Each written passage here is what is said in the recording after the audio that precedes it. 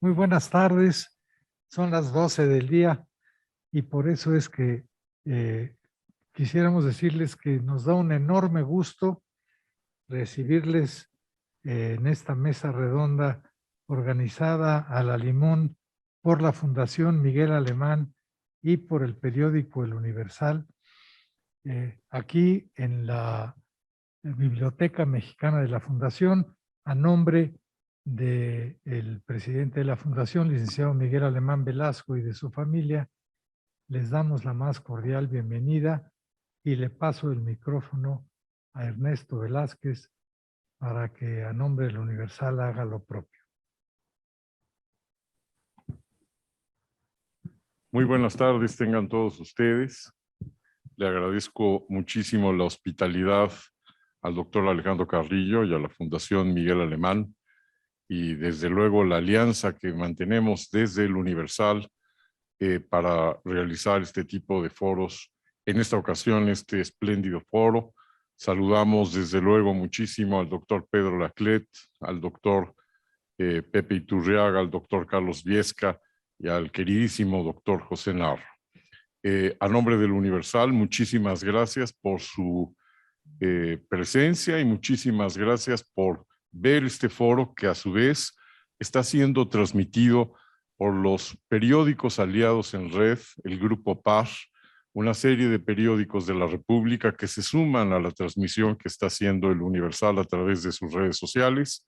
Saludamos con mucho aprecio por ello al Informador de Guadalajara, al Debate de Sinaloa, a Pulso de San Luis Potosí, al Siglo de Torreón, a Crónica de Baja California y al periódico Frontera de Tijuana, quienes están en este momento enlazados con nosotros. Muchísimas gracias a nombre del Universal y espero que disfruten este espléndido foro que ha sido organizado el día de hoy. Muy buenas tardes. Le pasamos el micrófono entonces al doctor Juan Pedro Laclet, investigador emérito de la UNAM y coordinador del programa de salud aquí en la Fundación Miguel Alemán. Doctor Juan Pedro Laclet, por favor. Muy buenos días a todas y todos. Qué bueno que nos acompañan en esta sesión del programa de salud de la Fundación Miguel Alemán. Agradezco la amable presentación que hizo el presidente de la Fundación Miguel Alemán, el doctor Alejandro Carrillo, y el apoyo que hace Ernesto Velasco nos da esta red de periódicos, a quien mencionaré al final. Y puesto que estaré a cargo de la conducción de esta mesa redonda, comenzaré diciendo que el tema de hoy responde, como es de esperar, a la preocupación social que la pandemia del COVID-19 ha generado. Ya habrán ustedes observado que quienes se encuentran en la fundación mantienen el uso de la mascarilla que nos protege en contra de la transmisión de este virus. No tenemos mascarilla es porque estamos aislados en nuestros domicilios o en espacios cerrados. El día de hoy vamos a hablar de la historia de las pandemias en México y en el mundo. Vamos a platicar acerca de la historia de las instituciones de salud en nuestro país, tanto las que forman los médicos, sus academias, como las instituciones que atienden la salud de los mexicanos. Me refiero a los hospitales y servicios. Vamos a analizar estos temas desde un punto de vista histórico y llegando hasta la actualidad. Por supuesto que aterrizaremos el análisis en la actual pandemia de coronavirus que tanto nos ha afectado y nos sigue afectando. Les prometo que será una mesa extraordinariamente interesante.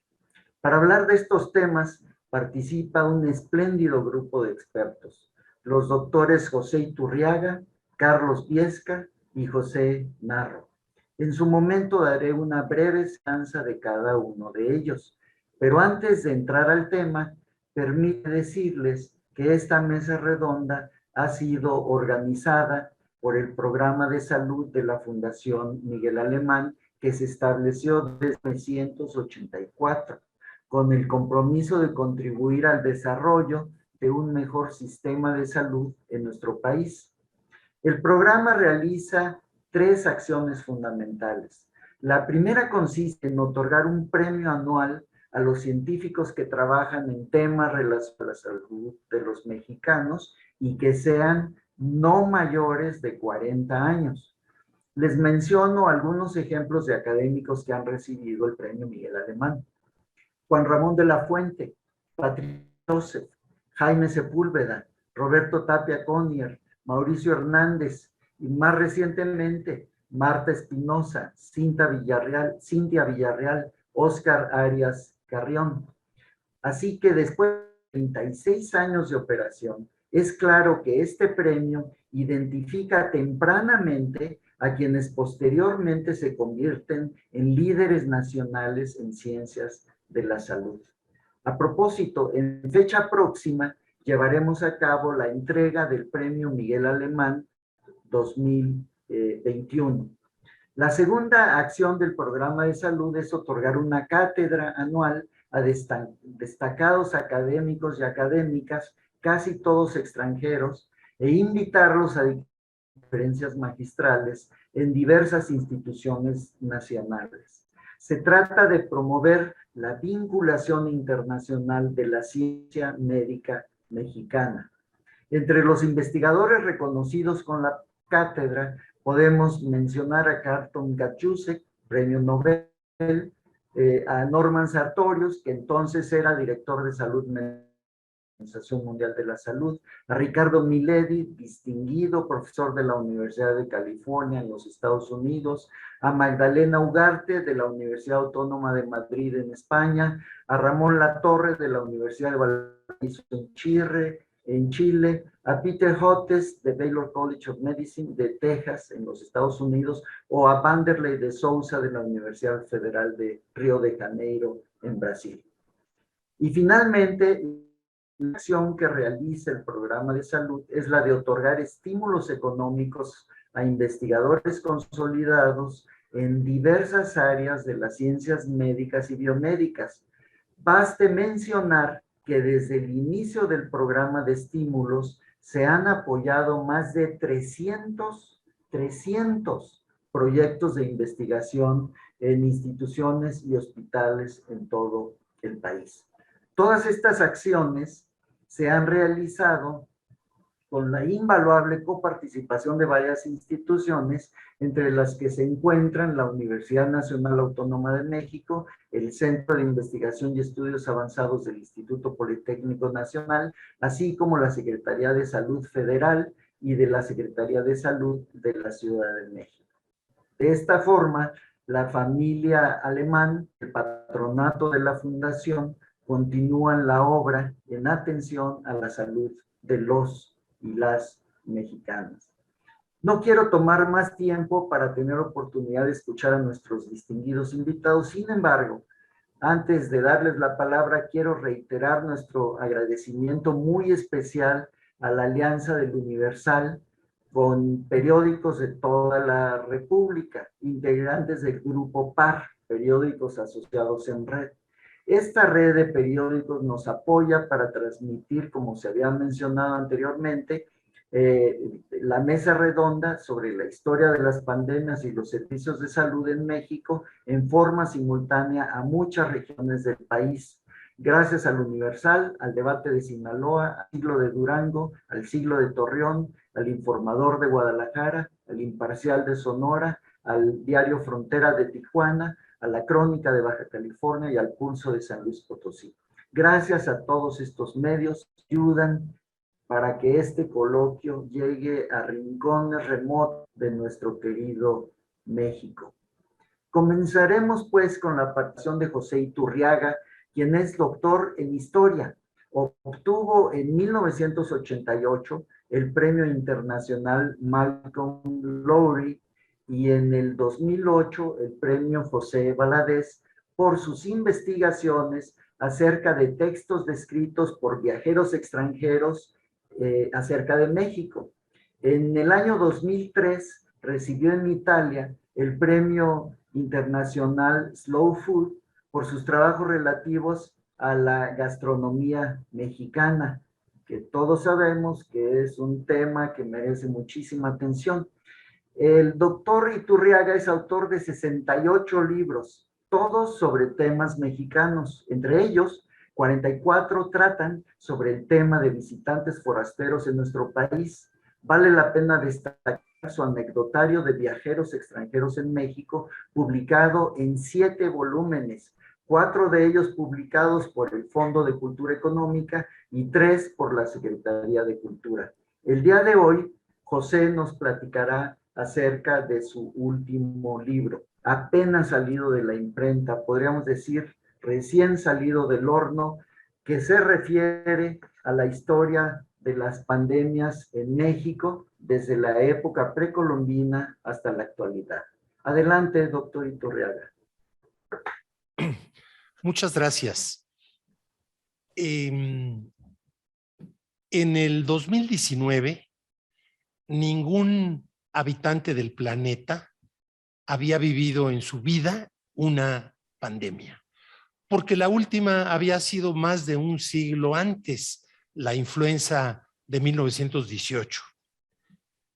En este libro que acabas de mencionar, Juan Pedro, Historia de las epidemias en México, aparecen casi 100 epidemias en nuestro país entre el siglo XVI y el 1918, la influenza mencionada. Es decir, que en esos siglos cualquier persona que viviera no más de 40, 50 años, le habían tocado en su vida varias epidemias. En cambio, a los seres humanos actuales nunca nos había tocado una. Por eso hemos estado muy asustados y con razón, porque ello nos obliga a cuidarnos más. Pero hay que destacar que el COVID no es ni remotamente la más grave epidemia que haya vivido ni el mundo ni México. Recordemos la peste negra en Asia y Europa del siglo XIV, cuando murieron, estiman los demógrafos dedicados a la historia, cuando murieron alrededor de 85 millones de personas, la mayoría en Asia, pero casi 30 millones en Europa. Eso significó, estiman también, que se redujo en la mitad la población europea. En la influenza de 1918 murieron alrededor de 50 millones de personas, lo que significó cerca del 5% de la población del planeta.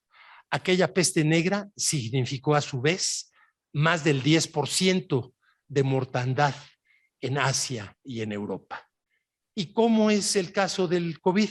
Bueno, llevamos hasta el momento 5,5 millones de fallecimientos en el mundo, lo que significa el 0.07%, es decir, un muerto por cada 1,400 habitantes en números redondos. Pero lo que nos interesa es nuestro país.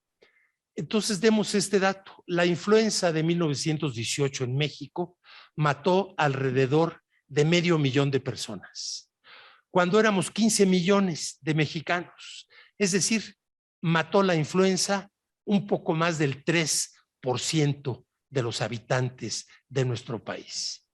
En el COVID llevamos 301,000 fallecimientos, lo que significa el 0.23%, es decir, un muerto por cada 420 y tantos mexicanos. Bueno, todo esto quiere decir, en primer lugar, que la peste negra fue 143 veces más mortífera que el COVID en términos porcentuales. La influenza a nivel mundial fue 71 veces más mortífera que el COVID, también en números a nivel mundial. Y en México esa influenza fue 13 veces más mortífera que el COVID. Bueno, todo esto no es para estar muy contentos y hacernos las cuentas alegres, como los macroeconomistas que nos dan cifras de lo más optimistas y la gente se está muriendo de hambre.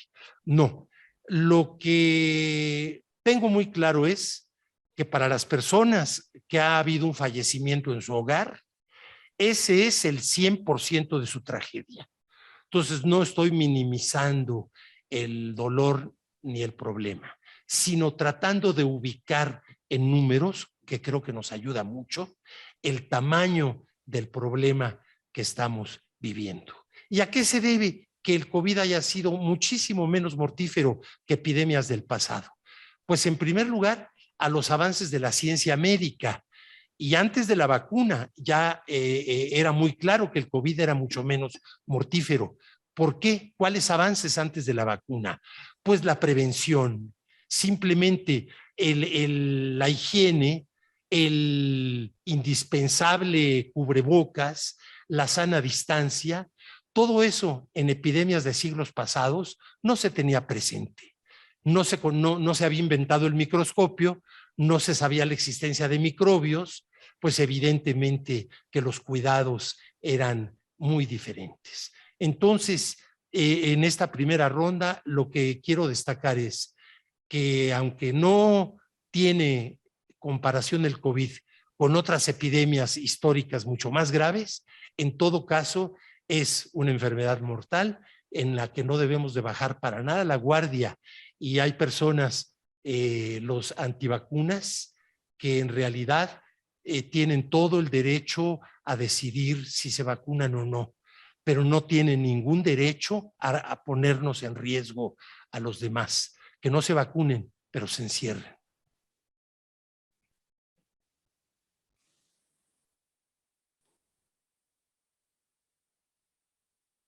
No se oye, doctor Juan Pedro, tu Muchas sonido. gracias, doctor Iturriaga.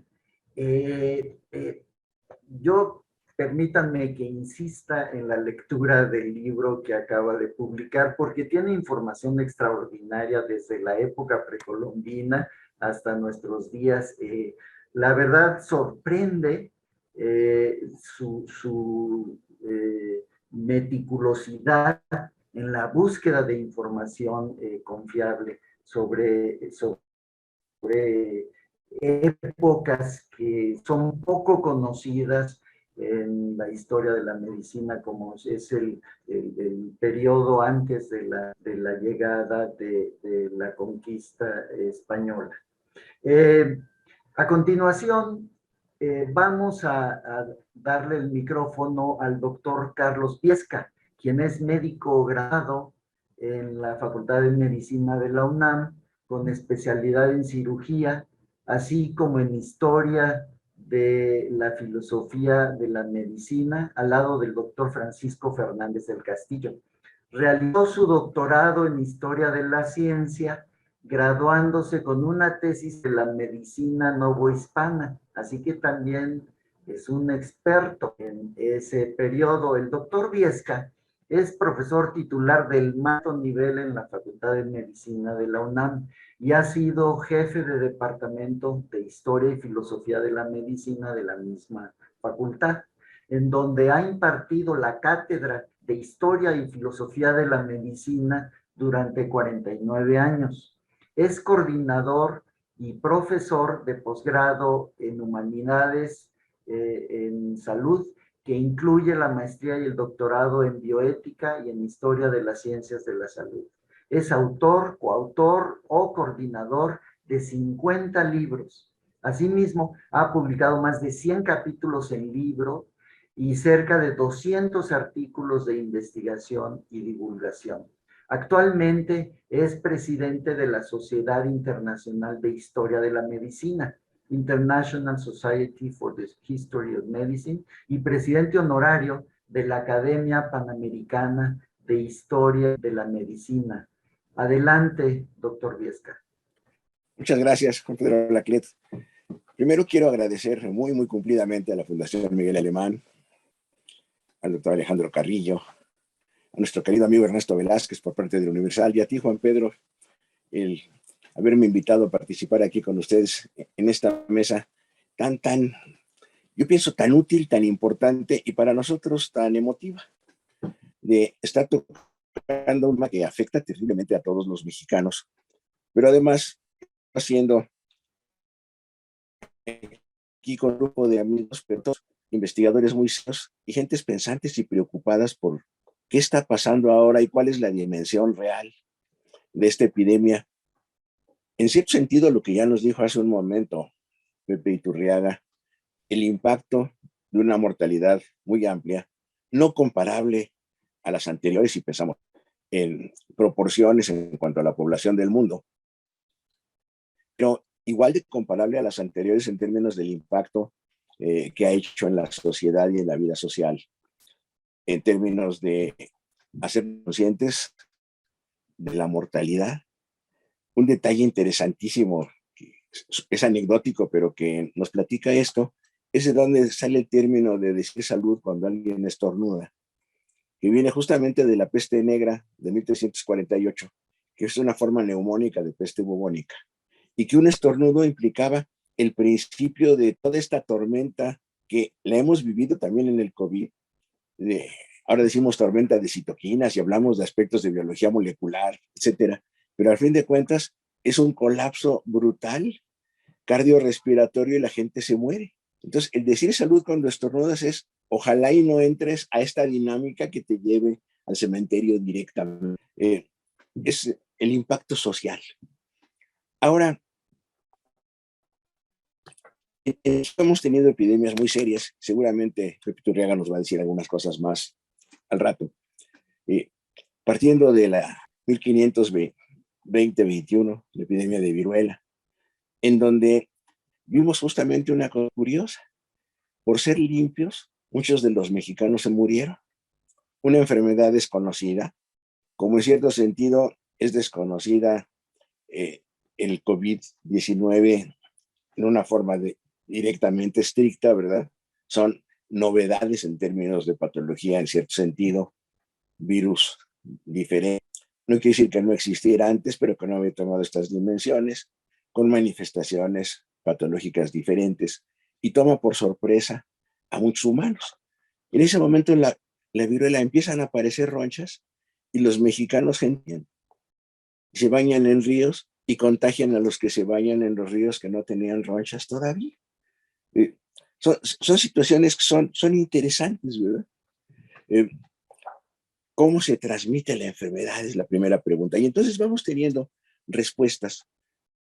Si nos bañamos y el río, hay un río en Tlaxcala, cerquita de Tlaxcala, que todavía se llama el río Zahuatl, el río de las ronchas. Si nos bañamos en el río Zahuatl de ronchas, mejor no nos bañemos en el río Zahuatl. La visión europea es no te bañes. Todavía hemos oído actualmente algunos amigos europeos, seguramente todos ustedes los han oído, que nos dicen, oye, ustedes tanto los mexicanos tienen enfermedades de la piel, ¿qué les sucede? Nosotros somos muy limpios y lo necesitemos o no nos bañamos cada 8 días. Seguimos teniendo este contraste, ¿verdad? Pero lo que sí se va dando es cómo establecemos servicios de salud, servicios de atención de la salud, instituciones, etcétera. ¿Cómo enseñamos nuestra experiencia de esto? Y esto va en los niveles que ya mencionaba ustedes. Cómo las escuelas y facultades de medicina, digo escuelas y facultades a veces en evolución histórica, a veces en un corte crónico, las que tienen posgrados y no tienen posgrados, facultades en las universidades medievales, planteando cómo se introduce el conocimiento de las enfermedades infecciosas, contagiosas, planteando que infisión, que viene del latín, desde la Edad Media se planteaba como una enfermedad que te entra de afuera. No era necesario que se hablara de microbiología, sino algo que te entra de afuera. Los malos aires, que después se concentran en el paludismo, malaria. El aire de los pantanos que se respira, entra y te da fiebres, las fiebres palúdicas. Después vemos que aquí en México, un autor francés muy interesante, Jourdain, en el siglo XIX, empieza a plantear, y he observado una cosa muy rara, que los aires en la tarde, cuando se pone el sol, son los que traen malaria y los aires que se respiran en los pantanos, todavía estamos hablando de aires unos poquitos años antes de Pasteur planteara la teoría microbiana. Y los aires de las mañanas que también salen de los pantanos nos dan fiebre amarilla. Él observa en Venus, que era donde llegaban los europeos a mediados del siglo XIX, y el contacto con zonas pantanosas que están alrededor de lo que sigue siendo el actual puerto de Veracruz y el acercamiento a las montañas que te van llevando hacia Jalapa. Y es curiosísimo, porque ahora sabemos que sí es cierto que en las mañanas se difundía más la fiebre amarilla y en el crepúsculo el paludismo, y la razón es muy sencilla: cómo viven los mosquitos transmisores, los vectores, que ahora sabemos que transmiten esto y que antes ni siquiera se imaginaban. Pero vamos teniendo aspectos de salud que son interesantes. En la colonia en México apareció una institución que se llama el protomedicato, y aquí tenemos uno de los últimos protomédicos de fines del siglo XVIII, al que le tocó lidiar con las epidemias de viruela de 1797, muy serias. ¿Cuál es esta inmensa institución? ¿Cómo establecer servicios de atención de la salud controlados por un tribunal que tenía unas 5 gentes, que se establece por primera vez no como tribunal, sino como institución en 1528 con el médico de Hernán Cortés, y que después se va volviendo tribunal a fines del siglo XVI y sigue funcionando así hasta 1530, que Valentín Gómez Farías lo anula. ¿Qué hacen ellos? Regular que los médicos que ejercen sean médicos. Problema que seguimos teniendo, ¿verdad? Hay que saber quién es médico. Y ahora nos asustamos más porque de repente encontramos muchos que tienen título, pero que ya quisieran ser médicos en sus mejores días. Y tenemos algunos excelentes curanderos a los que pues les otorgaríamos un título honoris causa para atender la salud. Pero en fin, este es un punto central. Y se establece entonces la vigilancia sobre preparación de fármacos, sobre hospitales, con otro aspecto que es interesante. La atención fundamentalmente se da a 2 niveles. Para clases altas van a tener su médico y la atención se da en sus casas fundamentalmente. Y por supuesto la tecnología que hay. Para los demás, caridad es el real. Y entonces es una dimensión religiosa de la atención que va a tener un cambio muy, muy radical en el siglo XIX, cuando caridad se va convirtiendo en beneficencia. Hay una línea que une estas dos cosas, que aquí en México la podríamos establecer en el Hospital de Jesús, que funda Hernán Cortés, deja fondos para que esto se mantenga, y esto dura hasta 1930 y tantos, 35, 36, en el que se anula a la familia de Cortés por malos manejos. El conde Peñatelli en esos momentos se deja fuera y se plantea un patronato mexicano de este hospital, segundo fundado en el continente americano y el único funcionando hasta la actualidad, yo diría en términos de excelencia. El primero fue en República Dominicana y se acabó en unos 4 o 5 años. Pero ahí hablamos, Cortés hablaba de caridad, pero en realidad le gustaba, lo que estaba pensando era beneficiar. Tenía una deuda con sus soldados españoles pobres que se habían quedado en Nueva España y que no podían atenderse. Lucas Alamán en el siglo XIX y le da un paso también central en este sentido. Vamos a seguir atendiendo, pero de otra manera. Pero ahí la clave es este personaje Benjamín, Valentín Gómez Farías, que 1830 empieza, anula el protomedicato y dice, vamos a establecer una facultad médica. Facultad no en términos de enseñanza, sino de cómo hacemos, qué facultad tenemos para atender la salud. Cierra la Real y Pontificia Universidad, años después, 1833, octubre, justamente en medio de una epidemia gravísima de cólera, la primera pandemia de cólera morbus, que empieza en 1825, se plantea al norte de la India, llega a 29 o 30 a Europa, en 31 está fuertísimo en París, llega a México en 33, junio de 33. hay un cambio, un establecimiento de ciencias médicas, enseñanza moderna, en el que se incluye historia de la medicina e higiene, planteando, necesitamos saber la tradición para no repetir errores y para plantear promoción. Gómez Farías es un personaje muy, muy importante en este sentido, porque como vicepresidente de la República en ese momento, y prácticamente presidente, porque Santana se iba cada 5 minutos a su rancho de Manga de Clavo y dejaba todo votado, plantea, cuando aparece el cólera, un par de dictos muy importantes. Todos los regidores y gentes de municipios deben de cuidar que llegue el cólera. Primero, vigilancia epidemiológica. Todavía no existía la epidemiología como tal, pero ya se está planteando. Segundo, dice, planteemos como en Venecia, en las epidemias del siglo XVI y del siglo XV, lazaretos, que no eran para leprosos, como indicaría su nombre, sino lazaretos donde se aísla a los que pueden inficionar, o sea, contagiar, pasar la infección a otros. Con todo y todo, pues el cólera entra, lo describe muy bien Pepe en su libro, entra por Tampico, entra por Campeche, entra a Yucatán y invade la República y causa una gran mortandad. O sea, hay una cosa interesante. No se conocía las enfermedades, la cosa que se estudia para el cólera por Snow en Londres, un poquito antes de 150. Pero sí, Gómez Farías plantea dos cosas importantísimas. ¿Cómo tenemos que cuidar? ¿Cómo se establecen las de salud pública? ¿De qué manera? Que no se estanquen aguas, que no huelan mal las aguas que se estancan, aguas corrientes. Segundo, que se aíslen los enfermos. Y tercero, que los entierros no se hagan al interior de las iglesias, sino en áreas abiertas, en donde los malos aires que podían quedar por los cadáveres y que podían salir por los pedacitos ataúdes, no aumentaran la transmisión de la enfermedad. Y luego la promoción de algo que es interesante. Se encuentra, busquen cualquier remedio. Y aquí estamos en una cosa que quizá falló en el mundo en esta pandemia de COVID.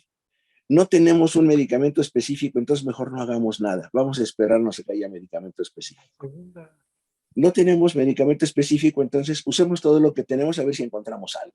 Creo que es una situación más humana, podríamos decir, menos científica en términos terriblemente rigurosos.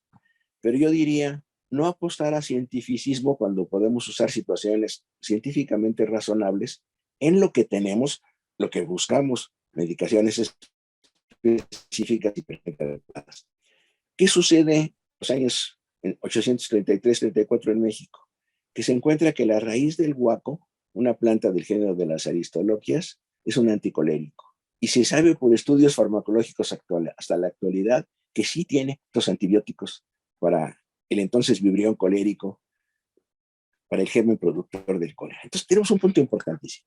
Segunda cosa que hace Gómez Farías, establece la facultad médica que se va a encargar de vigilar otra vez lo que hacía el protomedicato, pero era promover investigación científica.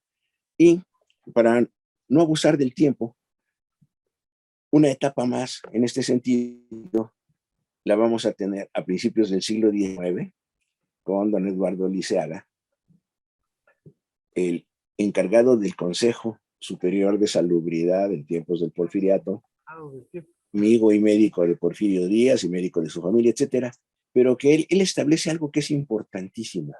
Él es uno de los promotores para que exista la Organización Panamericana de la Salud. Y dijéramos, figura central en dos cosas en nuestro país. Cómo establecer un sistema nacional de atención de la salud en una república federal, es decir, donde los gobiernos de los estados teóricamente son autónomos e independientes. Y esto se ve en su manejo de los brotes de fiebre amarilla y el de peste, fiebre amarilla en el sureste y de peste sobre todo en Mazatlán. Hay dos brotes importantes, uno de los cuales en el que muere Ángela Peralta, como bien nos relata Pepe en su libro, en donde plantea un cerco sanitario y lo que después se va a conocer como dictadura sanitaria. Hace un momento se dice, yo soy antivacunas, pero no puedo arriesgar a los demás. En mi caso particular, yo no soy antivacunas. Yo sí me vacuno y receto que se vacunen las gentes. Pero, ¿qué hacer? Aislar. y establecer que no se puede permitir que personas de sitios en donde existe un contagio, y aquí ya se conocen los gérmenes, salga y pueda difundir la enfermedad a otros entornos. En Mazatlán, en estas epidemias, logran controlarlas con 600 muertos, la más grave de ellas, gracias a esto y a un acuerdo entre el gobierno federal y autoridades estatales para establecer estos cercos sanitarios. En cuanto a la fiebre amarilla, desecar pantanos, y los mosquitos están, ya están los trabajos de Finland, desecar pantanos y cerrar, y prácticamente la fiebre amarilla está punto menos que erradicada en la costa sur del Golfo de México. Fiebre amarilla en México a partir de la llegada de los norteamericanos en 1917 a los puertos mexicanos. Entonces, esto está hablando cómo se va creando un sistema de salud junto con un sistema de hospitales que desarrolla Lisiaga. Y después veríamos en el curso del siglo XX el aspecto central que maneja don Gustavo Vaz, atención primaria, clínicas rurales, consultorios rurales, y tratar de expandir todo esto a todos los niveles, porque es lo que nos va a permitir realmente controlar las enfermedades endémicas que tenemos y poder lidiar ventajosamente contra las grandes epidemias. Aquí me quedaría, creo que abusé unos minutitos, pero espero haber dado un panorama que sea útil para seguir pensando en este problema. Muchas gracias, doctor Viesca. No abusó usted, simplemente se pasó un poquito pero procedamos. Nuestro tercer invitado no requiere presentación alguna, ya que todos conocemos su extraordinaria trayectoria académica y pública en la educación superior y en la salud, el doctor José Narro Robles. Sin embargo, me atreveré a resumir que también es médico egresado de la UNAM, con estudios de posgrado en medicina comunitaria en la Universidad de Birmingham, en Inglaterra, y ha sido profesor de la UNAM en salud pública por cerca de 40 años. Incluso en su etapa como rector, se iba a la Facultad de Medicina y daba su curso de salud pública ante su grupo de alumnos. En la UNAM se ha desempeñado como director de la Facultad de Medicina y rector, este último cargo entre 2007 y 2015. En la administración pública ha sido secretario general del Instituto Mexicano del Seguro Social y subsecretario de las Secretarías de Gobernación y de Salud. Mención especial merece su desempeño como secretario de Salud entre 2016 y 2018. Es autor y coautor de 118 artículos y capítulos de libro de contenido académico, al igual que de 295 productos de divulgación. Ha sido ponente y conferencista en más de 1,250 foros de México y de 20 países del mundo. Es miembro de la Academia Nacional de Medicina y de la Academia Nacional de Cirugía, así como de la Academia Mexicana de Ciencias, del Royal College of Physicians en Londres, Inglaterra, de la Real Academia Nacional de Medicina de España y profesor honorario por la Universidad de Buenos Aires en Argentina. Ha recibido múltiples distinciones y reconocimientos nacionales e internacionales, entre ellas la condecoración Eduardo Liceaga y el reconocimiento al mérito médico. Ha recibido 20 doctorados honoris causa, 6 de universidades en el extranjero: Salamanca, España; Birmingham, en Inglaterra; La Habana, en Cuba; la Universidad Ricardo Palma de Perú; la Universidad de Chile, en Chile; y la Universidad de Arizona, en los Estados Unidos. Ha sido distinguido con el Galardón de Oro de la Universidad Ramón Llull de Barcelona, España, la condecoración Bernardo O'Higgins del Gobierno de Chile, la encomienda de la Orden de Isabel Católica, otorgada por el Gobierno de España, y la condecoración de la Orden de la Legión de Honor en grado de oficial que le confirió el Gobierno de la República Francesa. Bienvenido, doctor Narro, y adelante con su intervención.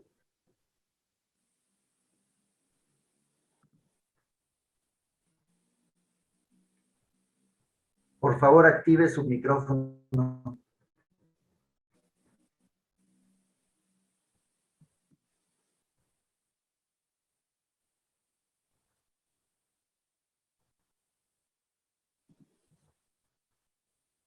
Ya parece que está. El micrófono ya. Ahora estoy peleándome con la presentación para ver si la puedo. Listo. Creo que casi estamos preparados y ahí voy con el último paso. Listo. A ver, primero yo quiero decir mil gracias. Muchísimas gracias a la Fundación Miguel Alemán, por supuesto, a el doctor Alejandro Carrillo, al doctor Juan Pedro Laclet, a El Universal, a su presidente Juan Francisco Ili Ortiz y por supuesto a mi amigo el maestro Ernesto Velázquez. Muchas gracias a los colegas que están aquí en esta mesa para revisar la historia de las pandemias y de los servicios de salud en México y muchas gracias a quienes nos están haciendo el favor de seguir. Rápidamente tendremos dos intervenciones. En la primera yo voy a hablar sobre la salud y su importancia y la evolución de los servicios. Y en la segunda hablaré sobre COVID y a la necesidad que tenemos de avanzar hacia un Servicio Nacional de Salud. Muchas gracias al doctor Laclet por la presentación. Cada vez que le escucho me caigo más pesado. Empiezo con la salud y su importancia y lo quiero hacer porque tenemos que reconocer, y más en medio de esta situación grave, crítica que hemos vivido, que efectivamente decía el doctor Iturriaga, no es la peor que haya vivido la humanidad, pero sí es muy, muy grave estar hablando de 5,5 millones de personas que han fallecido en las cifras oficiales, pues es una cantidad muy importante a lo largo de estos 2 años. La salud no es todo, pero sin salud no hay casi nada de lo importante.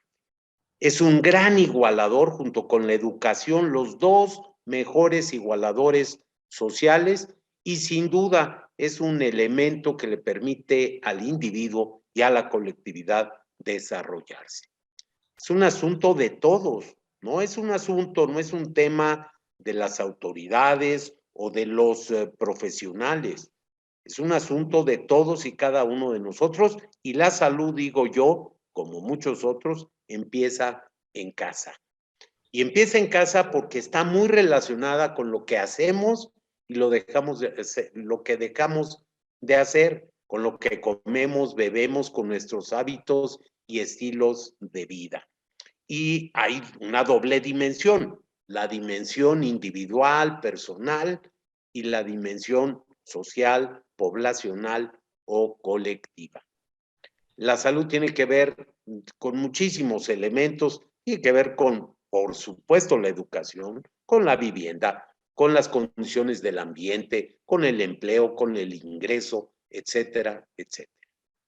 ¿Cómo han evolucionado los servicios? Y yo aquí quiero decir, México es un país de instituciones y por eso a nuestras instituciones tenemos que cuidarlas. Es extraordinaria la vida institucional en el campo de la salud. Ya lo decía mi amigo el doctor Carlos Viesca, tenemos el orgullo de que en América continental el primer hospital fundado aquí en nuestro país, el Hospital de Jesús. Segundo, si tomamos al Caribe también como parte de toda la región, como es correcto. 497 años de existencia, si tomamos en cuenta el arranque de la construcción del hospital, en un par de años estaremos celebrando 5 siglos del Hospital de Jesús. Un hospital como el Civil de Guadalajara, Fray Antonio Alcalde, fundador de instituciones de educación, de salud, de cultura en el área de Jalisco, en Guadalajara en lo particular, con un hospital, el viejo Hospital Civil, 227 años de funcionamiento ininterrumpido. Una autoridad colegiada con 180 años, sucesora de aquel protomedicato, el actual Consejo de Salubridad General, el Hospital Juárez, 174 años, el Hospital General de México, 116, en febrero estarán cumpliéndose 117 años, un sistema de seguridad social que arranca con el IMSS con 79 años, institutos nacionales de salud, 78, y una secretaría entonces de salubridad y asistencia, también con ya casi 8 décadas. Momentos clave de las políticas públicas de nuestro país en materia de salud. 1943, con los acontecimientos ya referidos. 1983, con el derecho constitucional a la protección de la salud. 1995, el proceso de descentralización de los servicios. 2003, el Seguro Popular. 2008, un impulso a la lucha contra las enfermedades crónicas. Y 2019, un grave error al desaparecer, sin tener la preparación necesaria, el Seguro Popular. Tenemos un sistema lleno de instituciones de salud y es parte de nuestro problema, esa fragmentación. El sector público comprende a las de seguridad social, ahí están enunciadas, IMSS, ISSSTE, Pemex, SEDENA, Secretaría de Marina, y varias otras más, por ejemplo, ISEMIM en el caso del Estado de México, o algunos incluso servicios municipales como los que existen en Saltillo, Coahuila. Y por otro lado, los servicios gubernamentales públicos para la población no derechohabiente de la seguridad social. Los programas y las instituciones y las acciones federales, también las estatales. Un sistema complejo en su organización, en su coordinación y muy amplio. Cerca de 24,000 unidades de atención médica en el país, un poco más de 90,000 camas sensibles, 234,000 médicos, 325,000 enfermeras, y aquí simplemente porque a veces se dice, se piensa, se sostiene de manera equivocada que en los últimos años ha habido una pretensión para privatizar la atención a la salud. No, no es así. Ahí están datos de cómo ha crecido, cómo se ha incrementado de manera muy importante. Vean ustedes el número de unidades en el país en los últimos, digamos, 40 años. Se multiplicó por 3. El número de camas de hospital se duplicó.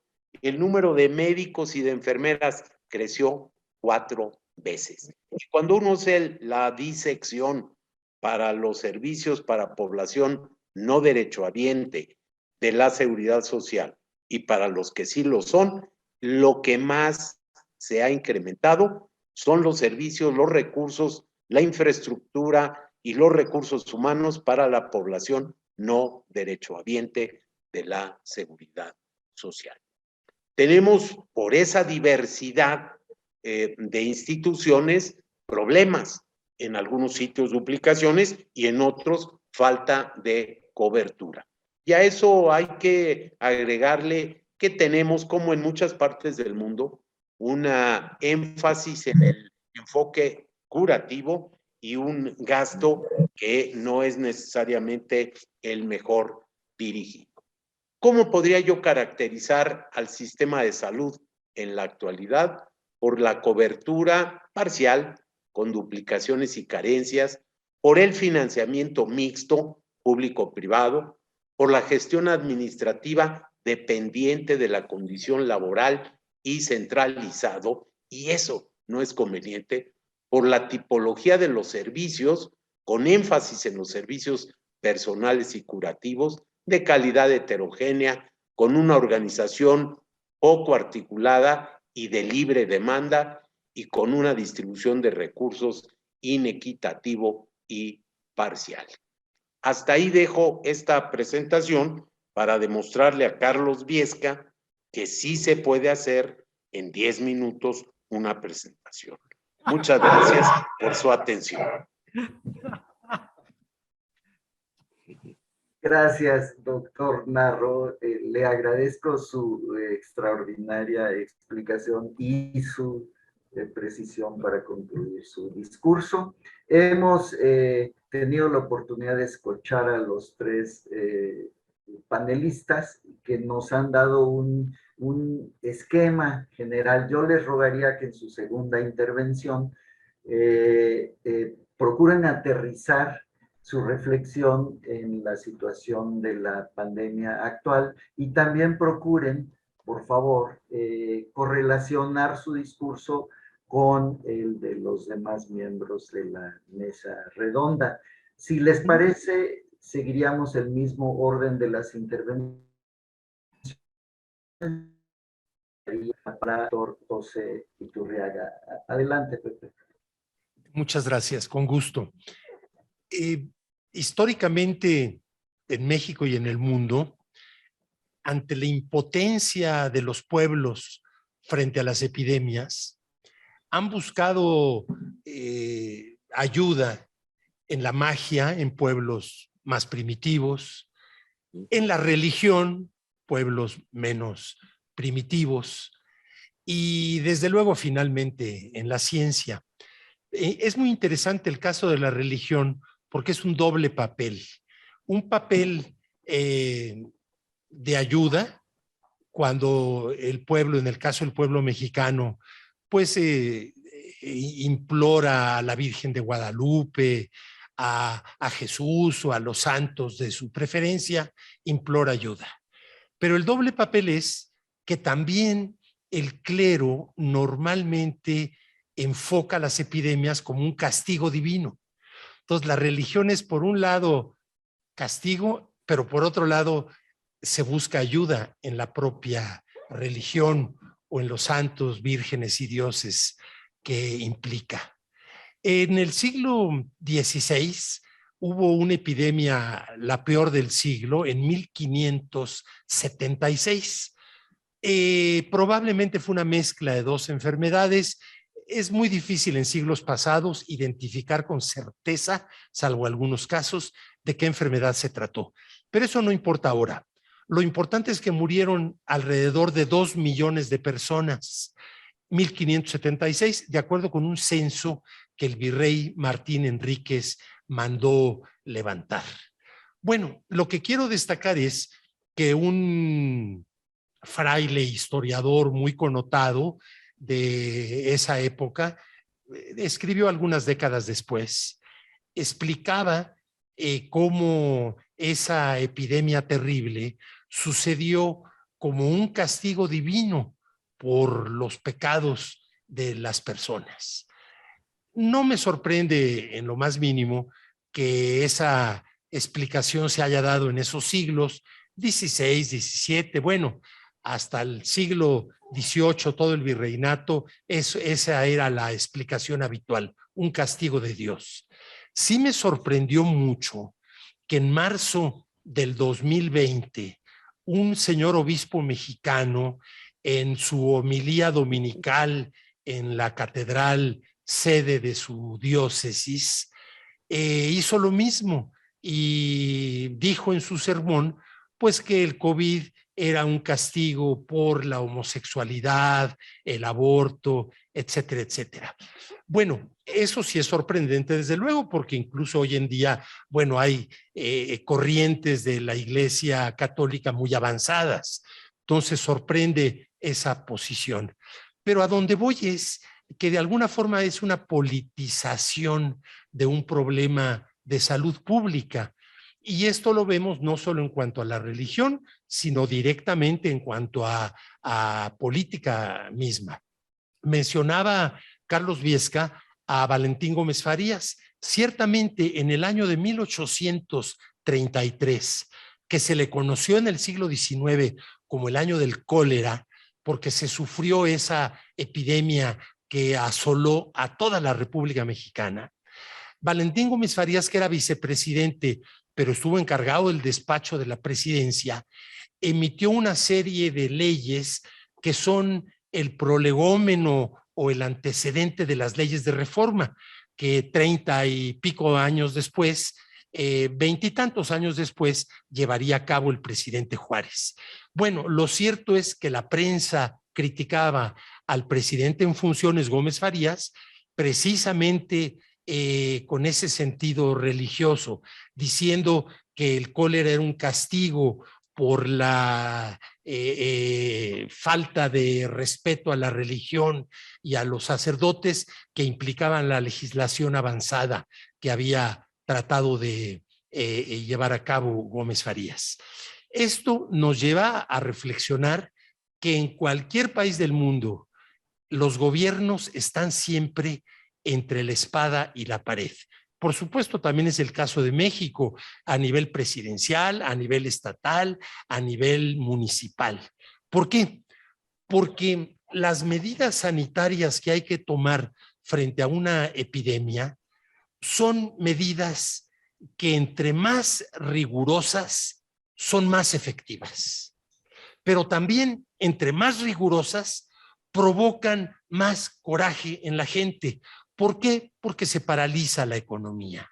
Y no solo la economía de los ricos, no solo paran los grandes hoteles de Cancún, que en semáforo rojo han cerrado al 100%, no solo la industria turística en general de altos vuelos es la que sufre, no, todos los niveles de la economía, los ambulantes de las urbes, por ejemplo, de la Ciudad de México, pues en semáforo rojo, el día que no venden es el día que no tienen ingresos y la mayor parte de ellos pues son gente que no tiene ahorros para salir adelante los días que no hay ese comercio que llevan a cabo. Entonces, a donde quiero llegar es a una reflexión que nos deberíamos de hacer todos, y es que es muchísimo más fácil criticar que ponernos en el pellejo de los gobernantes.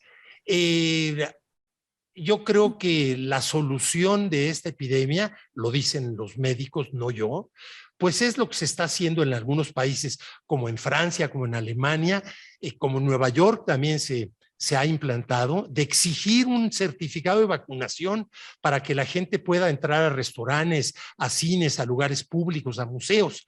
Sí, y lo que ha provocado son reacciones incluso de violencia muy grave, como en Alemania, contra esos gobiernos.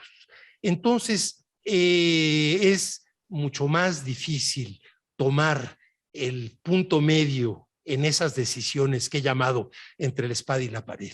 Y desde luego, bueno, pues aquí me gustaría comentar algunas cifras. Ya había yo dicho que en México el COVID hasta ahora ha implicado un muerto por cada 432 habitantes. Déjenme decirles a ustedes, porque esto es muy interesante, que están peor que México, y eso no es ningún consuelo, recordemos el dicho de que mal de muchos, consuelo de tontos, pero no deja de ser muy interesante, porque en Estados Unidos está hasta ahora la mortandad de una persona por cada 388 estadounidenses.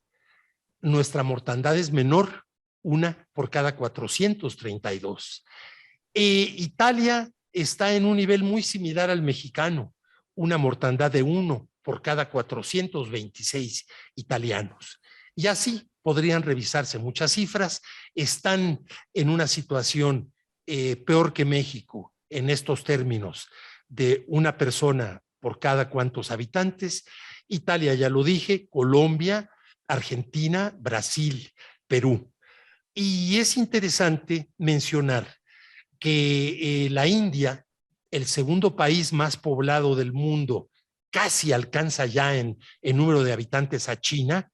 En la India la mortandad, no obstante que ya van muy cerca del 500,000 de muertos, en la India eso significa un muerto por cada 2,800 personas de ese país.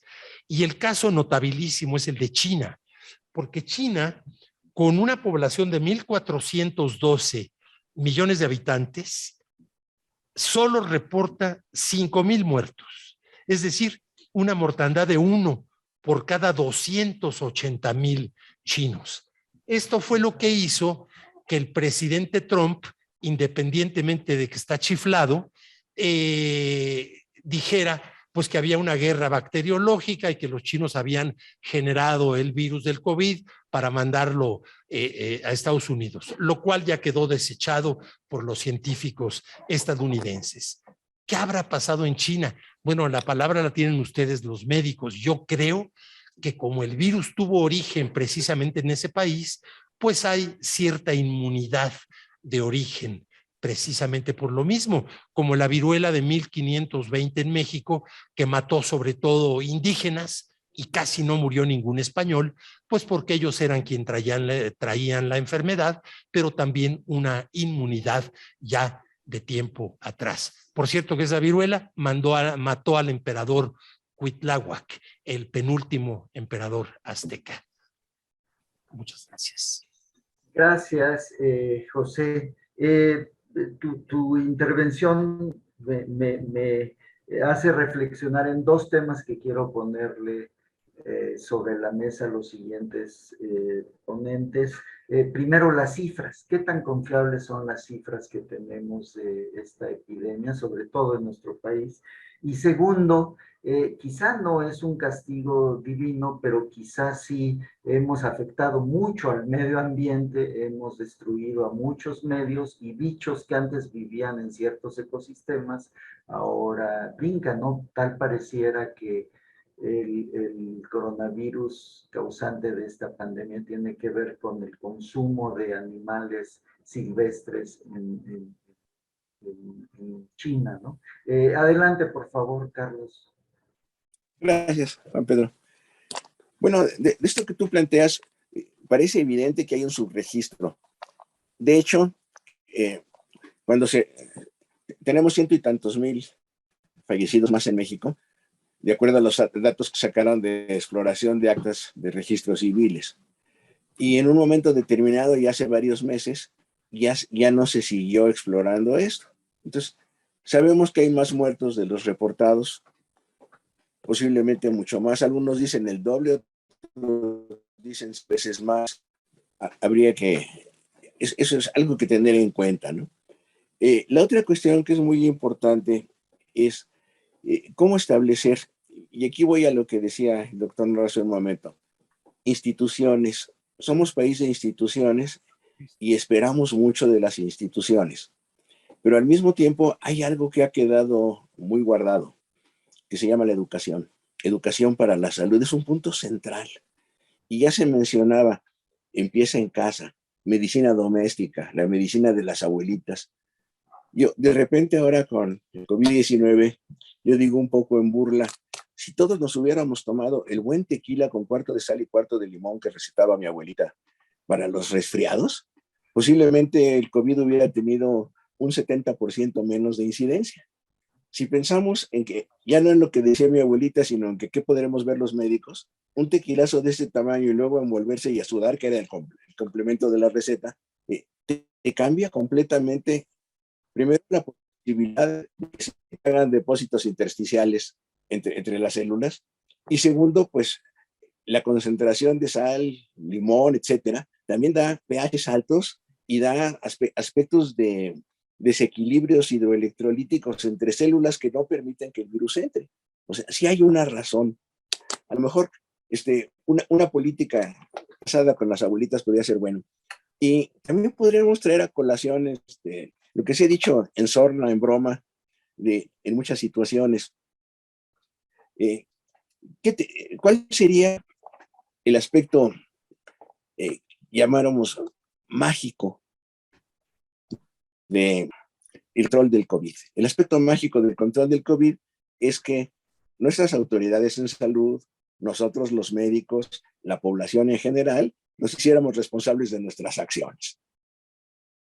Y el aspecto sería el aspecto mágico milagroso. Y el aspecto científico es que venga la Virgen de Guadalupe a decirnos lo que tenemos que hacer. Posiblemente por ahí estuviera el asunto, ¿no? Pero aquí va otra cosa importantísima. Lo que el COVID nos ha puesto en la mesa, el perro nos va a decir dentro de unos minutos, y ahora también le voy a demostrar que me quedan los 6 minutos, que el primer aspecto es nuestras instituciones necesitan modificarse. Las crisis nos llevan a modificaciones importantes y este puede ser uno de los factores positivos de la presencia del COVID. Se fragmentan las instituciones de atención de la salud en México a todos sus niveles, en el sentido de que no había la posibilidad económica de dar una atención como la que se pensó. Estoy pensando en tiempos del presidente Cárdenas, que hizo cosas muy importantes para la salud en México. No había dinero para modernizar.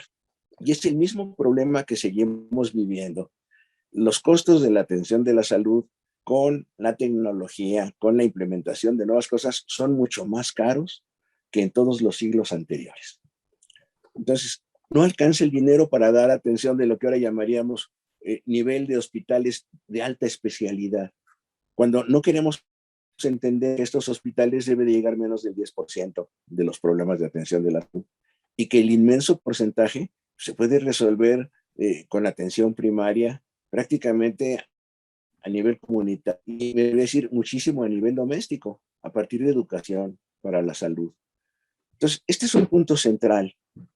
Meditemos para qué son los hospitales de alta especialidad y meditemos que es indispensable desarrollar un doble programa de atención primaria de la salud.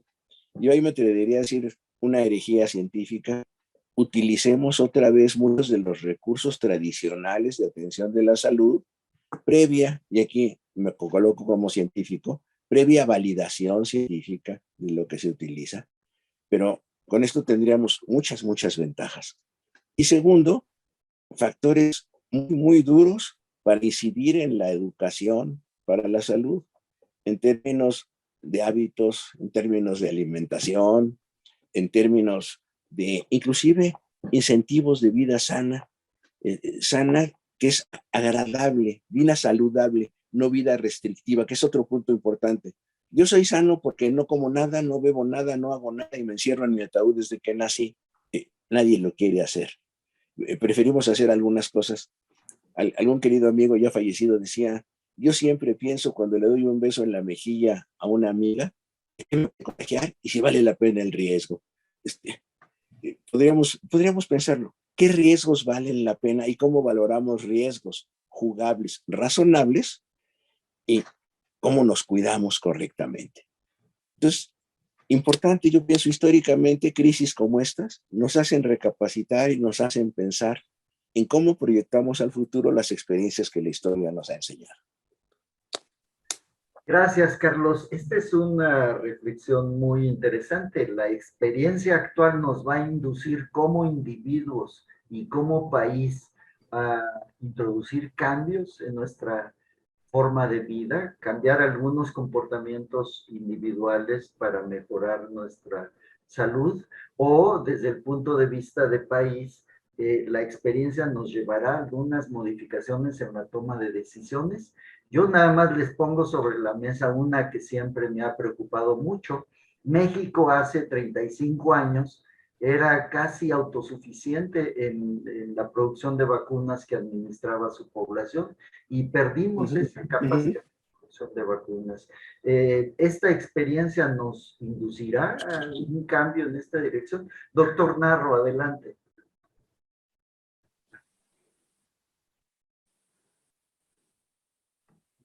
Muchas gracias. Estoy aquí en la lucha con la tecnología y espero resolverla.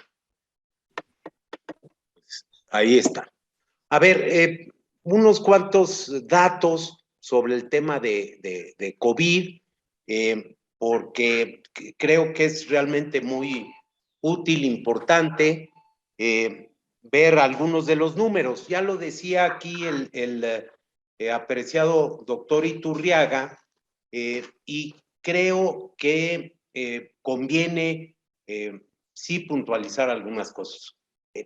Déjenme darle un vistazo al mundo en materia de datos de COVID.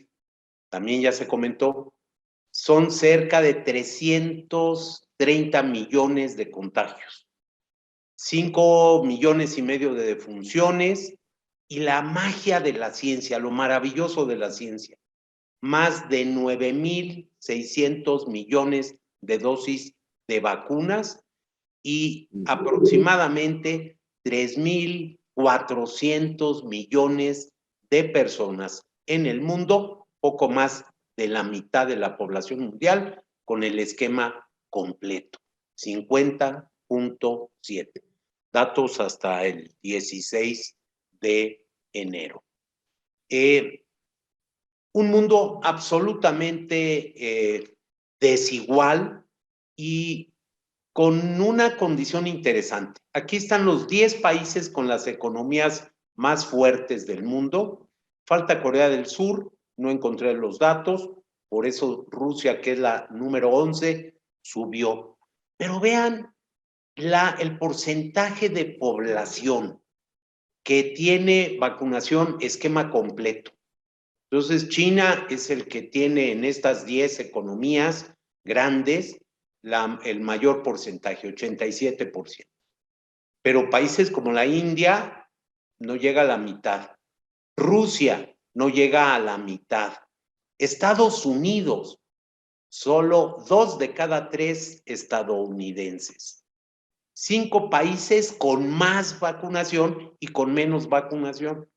Las diferencias son francamente abismales. Si uno compara Emiratos Árabes Unidos, el país que tiene una cobertura más amplia en el mundo, 94%. Burundi, con el dato más bajo reportado, 0,03%. Esto quiere decir 3 de cada 10,000 habitantes. Y ahí está Haití, en nuestra región, que es el segundo con la cobertura más baja.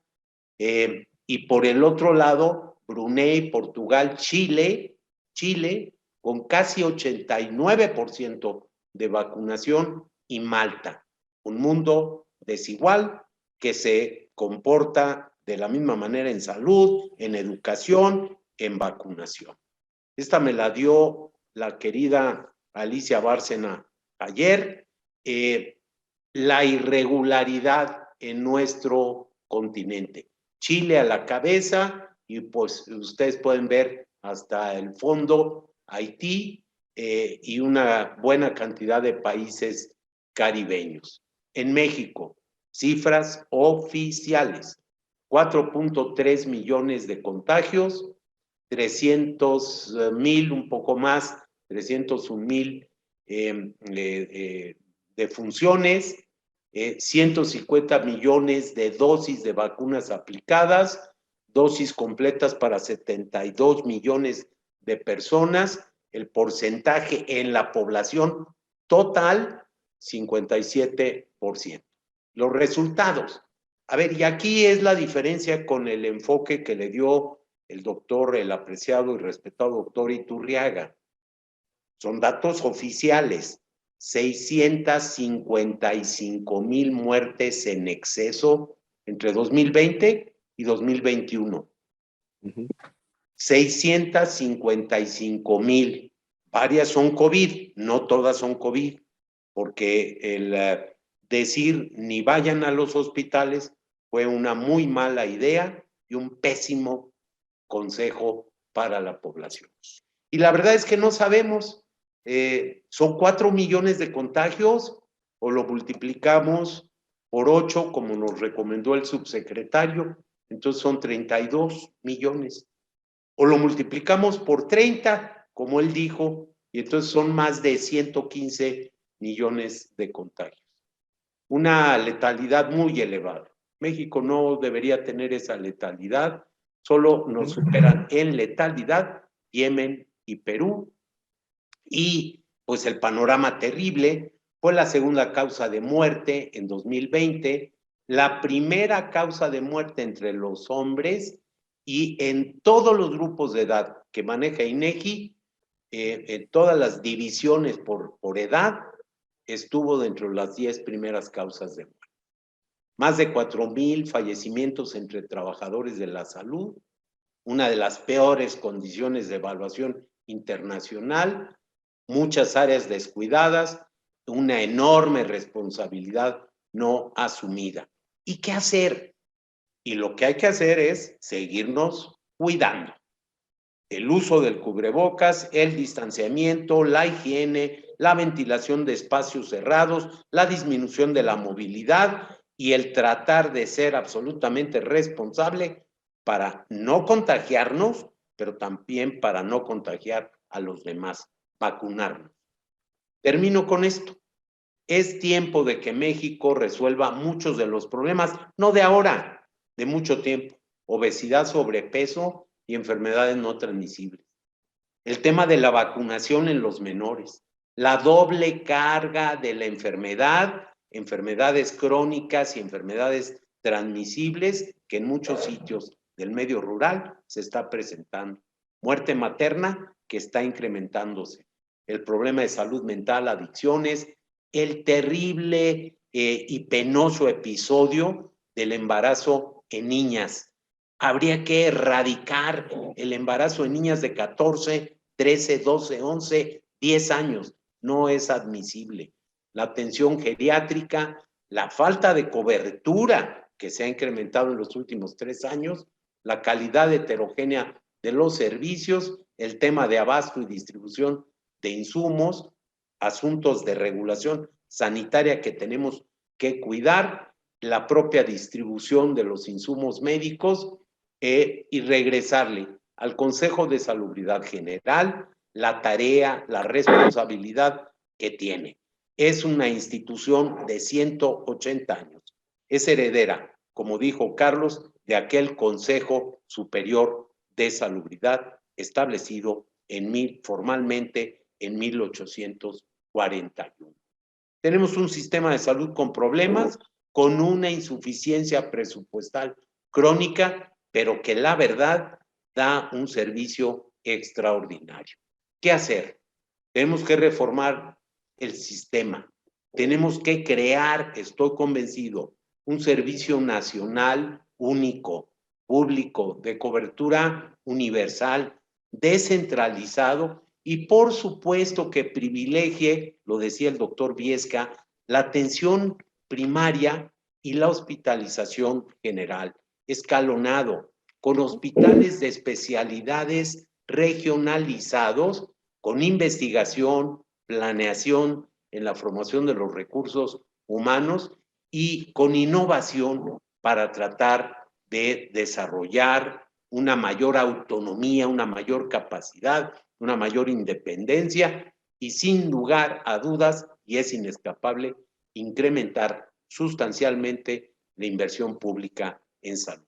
Hasta ahí dejo yo con mi gratitud nuevamente para la Fundación y por supuesto para todos los colegas que han estado, para el Universal y mis amigos.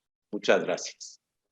Gracias, doctor Narro, por su intervención que nos da una visión muy detallada y extensa del funcionamiento del sector salud. En este punto yo le preguntaría al licenciado Ernesto Velasco si tenemos por ahí alguna pregunta del auditorio. Si este fuera el caso, les pediría a los participantes atenderlas, y si no fuera el caso, yo les... adelante, Ernesto. Veo que... Muchas gracias. Muchas gracias, doctor. Sí, por supuesto que hay varias preguntas, algunas en las últimas exposiciones de la segunda ronda están un poco resueltas, pero primero una pregunta para el doctor Narro. Son varias que voy a tratar de enlazar, que es, ¿cuál ha sido el punto más débil y vulnerable de los servicios de salud en México durante la pandemia y cuáles deberían de ser, a su consideración, las mejoras más urgentes en los servicios de salud de México tras la pandemia. Creo que esta segunda ya prácticamente está respondida con la presentación del doctor, pero la dejo ahí. Y para nuestros queridos historiadores de la medicina, ¿qué cosas creen que se aprendieron en el pasado en el manejo de las diferentes pandemias que de alguna manera olvidamos o no se aplicaron en esta pandemia y que pudieron haber sido de ayuda para evitar fallecimientos? Dejo primero estas, hay más, pero vamos a ver si nos alcanza el tiempo. Gracias. ¿Quién quisiera? Doctor Narro, ¿te parece que...? Me parece bien y con mucho gusto. Y por supuesto yo tendría que decir, a ver, ¿qué nos pasó? Bueno, por supuesto, tenemos un país que es muy grande, que es muy heterogéneo, que tiene comorbilidades establecidas. Yo hablaba de uno de los graves problemas de salud que tenemos con la obesidad, el sobrepeso, con la diabetes, con las enfermedades no transmisibles, con las crónicas, diabetes mellitus, enfermedades del corazón, hipertensión arterial, insuficiencia renal que ha ido creciendo de manera muy importante. Entonces, hay un panorama complicado, pero dos, sí debimos hacer mucho más esfuerzos por ser contundentes y tener una dirección en la estrategia. Y la estrategia tenía que ser romper la cadena de transmisión. Y eso se consigue identificando a los casos.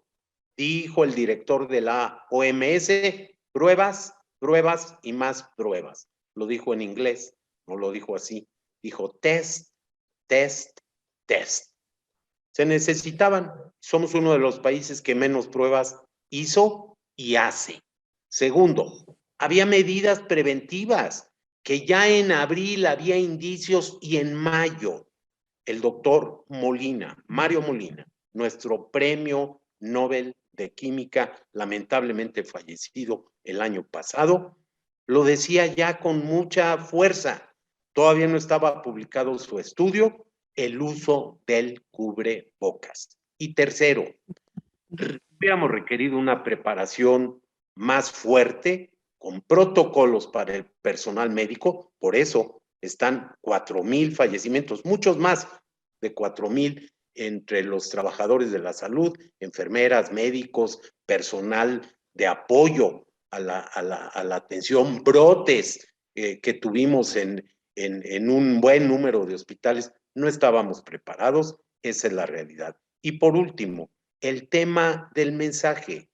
Ustedes lo recuerdan, un mensaje que no es el que se debería, ni vayan a los hospitales, pues entonces 655,000 muertes en exceso. Entonces, sí se hubieran podido salvar muchas vidas, yo no tengo ninguna duda al respecto. Y en el otro tema, yo insisto, a México le urge tener un servicio nacional de salud sin la fragmentación que tiene y con muchos mayores recursos financieros. Hasta ahí dejo la respuesta. Doctor Laclet. Sí, adelante, José. Gracias. Con respecto a la segunda cuestión que transmitía nuestro amigo Ernesto Velázquez, de qué hemos aprendido o qué lecciones podríamos derivar de lo que estamos viviendo. Yo creo que la parte fundamental y que creo que nadie está tocando, casi nadie en el mundo, es el origen del COVID. Desde el 2019, la Organización Mundial de la Salud dio un dato interesantísimo, que la mayor parte de las nuevas enfermedades que han surgido en el mundo en las últimas décadas son de origen animal, es decir, lo que los médicos llaman zoonosis, enfermedades humanas de origen animal. Estamos hablando desde la gripe aviar, las vacas locas, el SARS, el H1N1, el ébola y ahora, por supuesto, el COVID, que el COVID tan es hijo del H1N1 que los médicos técnicamente le ponen H1N1 COVID o algo así. Es decir, estamos ante un fenómeno de origen animal. ¿Y de dónde deriva eso? Pues de la depredación del planeta que está llevando a cabo el ser humano. Y no hablo solo de los países ricos, que son los peores depredadores con la polución ambiental derivada de la industria y de los vehículos, desde luego de combustión interna. También los países pobres, a través de la deforestación, están llevando a cabo un atentado grave contra el planeta, porque la deforestación no siempre es por delincuencia organizada. Muchas veces la deforestación es por la pobreza de las gentes, como en la Lacandona, que se tiran árboles de madera preciosa para sembrar maíz. Entonces, que es, a mi modo de ver, el meollo del origen del COVID, nadie está hablando de eso. Estamos hablando de cómo se cura, cómo se previene, lo que está haciendo en todo el mundo. Pero ¿en qué parte del mundo se está haciendo algo en contra de estas nuevas enfermedades de origen animal que derivan de la depredación ambiental? Muchas gracias. Gracias por tu intervención. ¿Quisieras agregar algo, doctor Viesca? Sí, un poquito, totalmente de acuerdo, y no voy a insistir en nada de lo que... Pero les a decir 3, 4 cositas. ¿Qué debiera de hacerse en serio? Pensemos en los semáforos. Y les voy a leer un textito. Hacer cerrar los lugares mal ventilados, en donde se juntan grandes grupos de individuos, como los grandes espectáculos, las iglesias, las casas de juego. Cuidar y prevenir que no se llenen los hospitales, las acumulaciones de gente en los cuarteles y en las prisiones. Lo escribió el cirujano de Napoleón en 1831. Qué importante es saber, no aprender lo que ya nos dijeron, ¿no? Luego él seguía diciendo otras cosas. Esto lo escribió en un librito cuando llegó 31 el cólera a Francia. Después hablaba de fumigaciones. Ahora decimos sanitización usando un anglicismo que a mí me choca mucho. Me gusta decir saneamiento. Pero, ¿qué medidas de saneamiento? ¿Qué medidas de espacios? ¿Cómo vemos gente sin cubrebocas en todos lados? No aislados como estamos ahorita nosotros en nuestras casas, pero en lugares públicos. Lavado de manos, en fin, todas estas cosas que se han venido sumando y planteando, y aquí para terminar insistiendo lo que decía Pepito Ortega hace un momento, debemos de pensar en algo que un amigo veterinario ha insistido mucho, amigo de nosotros, Juan Garza, una salud. Si pensamos en términos de las sociedades humanas y del planeta, la salud corre a lo largo y a lo ancho, a partir de animales, a partir de situaciones vegetales. Ayer platicaba Ernesto Velázquez las grandes plagas que tienen los árboles en la Ciudad de México, que los vemos lleno, cargado de virus por lo regular, y virus que no sabemos cuándo van a afectar también a los humanos, pero que por lo pronto están acabando con los árboles y están dando unos problemas ambientales más serios. Gracias, Carlos. Me encanta este mensaje de los historiadores. ¿Por qué no aprendemos del pasado? Pues esto es un punto fundamental. Las experiencias debieran de permitirnos ser cada vez mejores.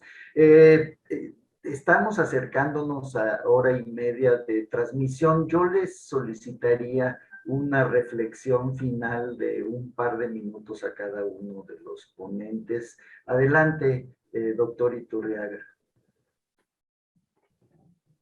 Muchas gracias.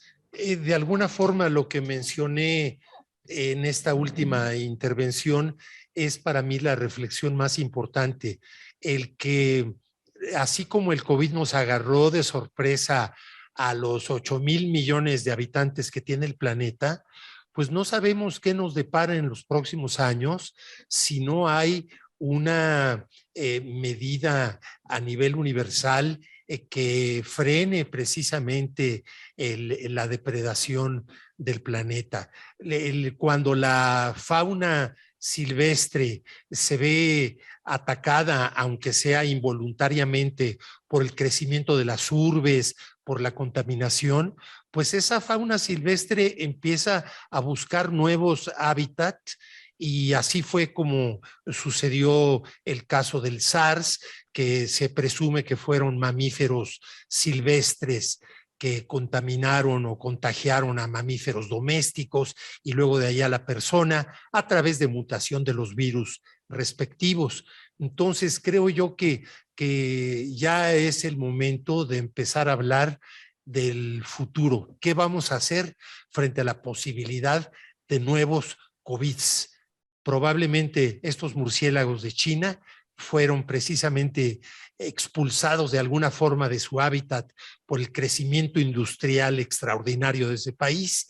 Y bueno, estamos viviendo los resultados. Pero no es solo el caso de China, es a nivel universal, insisto, a nivel mundial, el fenómeno de la zoonosis. Gracias, José.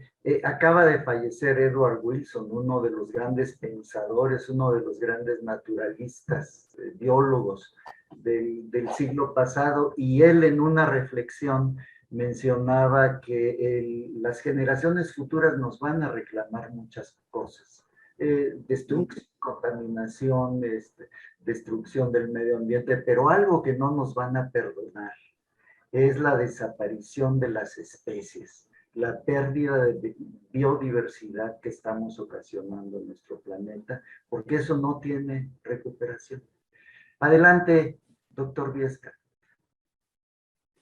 Bueno, insistiendo en esto, creo que lo importante es que estamos viviendo una situación histórica, una crisis histórica a partir de una pandemia que está amenazando ahora a un planeta con cerca de 8,000 millones de habitantes. Situación mucho más seria que en las pasadas, si pensamos en cantidades de gente. Y ya hemos dicho e insistido todos que cada problema en particular es su 100%, ¿verdad? Pero por otro lado tenemos otra situación. Es un mundo global. La pandemia ha tomado las características porque es llegar de un lado al otro del planeta en un ratito. Y que realmente el cuidar el movimiento de personas ya no es cerrar una aldea, sino es buscar toda una serie de ahora sí que de trancas, por ponerlo en este sentido, que no permitan que se difunda la enfermedad con la facilidad con la que se está dando y con la que se dio. Aeropuertos, por ejemplo, tenemos un problema serio. Hace 100 años se decía puertos de mar y tierra, ahora decimos aeropuertos. Al ratito vamos a decir puertos satelitales.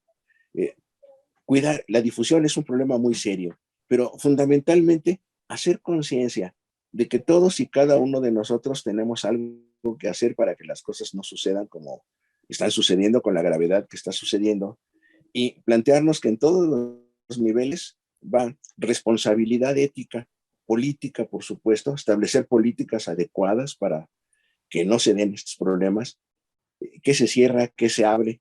El ejemplo de Australia con el tenista hace unos días es un ejemplo excelente. No importa qué importante sea una gente, sino qué riesgo da para los demás. Es un problema de salud pública y de responsabilidad. Es una dimensión ética central. Y esto lo tenemos que llevar a todos los niveles. ¿Qué hacemos? ¿Qué no hacemos? ¿Qué situaciones tomamos en términos de prevenir nuestra enfermedad y la difusión a los demás? Vamos a tener que hacer una historia muy seria de esta pandemia de COVID. Creo que es una tarea en la que yo desde la historia ya estoy invitando a todos ustedes para que hagamos algo en los próximos meses y vayamos realmente teniendo textos para enseñar a nosotros mismos en la reflexión y después a los que vienen después para que no se repitan. Acordémonos del textito de la Rey que les señalé hace un momentito, ¿verdad? Es un tema fundamental, mi querido Carlos. Tenemos que hacer una reflexión muy seria de lo que ha significado esta experiencia. Y yo le ruego al doctor Narro una reflexión que nos ponga el colofón de esta mesa redonda. Adelante. Muchas gracias y de nuevo con el agradecimiento por la oportunidad. Y yo diría, a manera de conclusión, la imperiosa necesidad de nuestra especie, del ser humano, de cambiar. de cambiar en la línea correcta, pertinente, de combatir uno de los males peores que hoy tenemos, que se ha agudizado, el tema de la desigualdad, que se puede probar de muchísimas maneras, pero que ahí en estos datos sencillos, simples, queda expresada profunda desigualdad. El ser humano tiene que reflexionar y tiene que hacerlo alrededor de la cultura, de la ciencia, de la educación, de la salud, de la ética y la bioética, en la cual Carlos Viesca es el experto que yo reconozco, por supuesto. Y que lo tenemos que hacer para dejar a las futuras generaciones un mundo mejor. Mejor que el que nos entregaron nuestros abuelos, nuestros padres. Y tenemos que hacerlo cambiando, transformando, generando nuevas formas de hacer las cosas en todo sentido. Y en el caso de nuestro país, en unidad. No vamos a conseguirlo en medio de la división, del enfrentamiento. Tenemos que hacerlo en unidad y mirando hacia adelante. Gracias otra vez a la Fundación, a Miguel Alemán, por supuesto a Alejandro Carrillo y a Juan Pedro Laclet y a mis compañeros que me dieron la oportunidad de estar aquí. Muchas gracias a Juan Francisco, a Ernesto Velázquez. Gracias. Gracias, Yo no agregaría nada, simplemente agradezco esta espléndida participación de nuestros tres panelistas y le pasaría el micrófono al doctor Alejandro Carrillo, presidente de la Fundación Miguel Alemán, para que nos haga favor de hacer la conclusión de esta mesa redonda.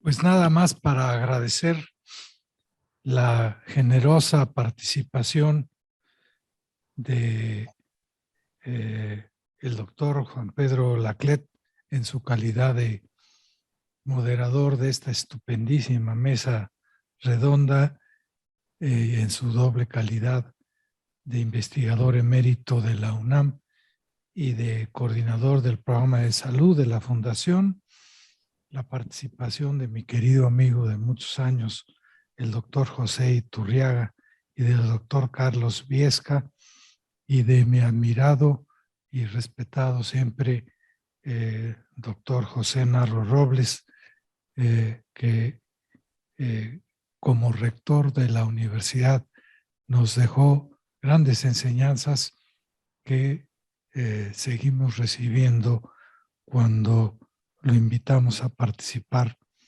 en estos ejercicios de reflexión a los que la Fundación Miguel Alemán, de la que me honro ser director general, no presidente, el presidente es el licenciado Miguel Alemán Velasco,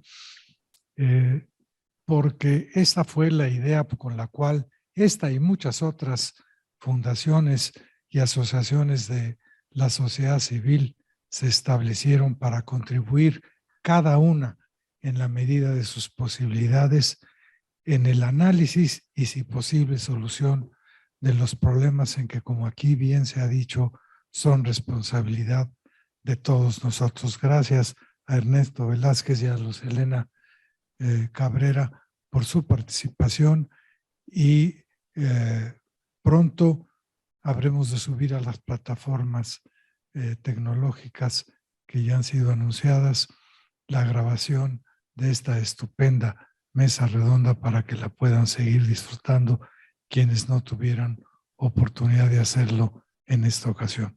Muchas gracias a todas y todos ustedes que nos acompañaron en esta hora y media de grandes lecciones humanísticas. Muchas gracias.